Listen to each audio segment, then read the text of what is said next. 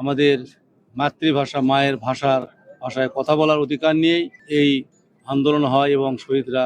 তাদের রক্ত দেয়। ভাষা আন্দোলন, স্বাধিকার আন্দোলন, 24 জুলাই আগস্টের আন্দোলন এবং গণতান্ত্রিক আন্দোলন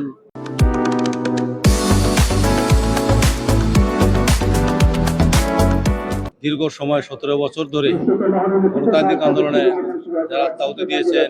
শহীদ হয়েছেন, সকল শহীদের আত্মার মাগফিরাত কামনা করি এবং যে সাম্য,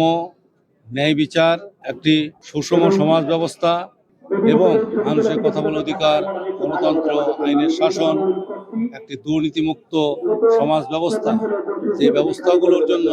এই আন্দোলন হয়েছে, ভাষা আন্দোলন হয়েছে, অন্যান্য আন্দোলন হয়েছে, সেই আন্দোলনের প্রেক্ষিতে আজকে মানুষের ভোটাধিকার প্রয়োগ করে যে সরকার গঠিত হয়েছে, আমরা দেখেছি আমাদের নেতা, বাংলাদেশ জাতীয়তাবাদী দলের চেয়ারম্যান, গণপ্রজাতন্ত্রী বাংলাদেশ সরকারের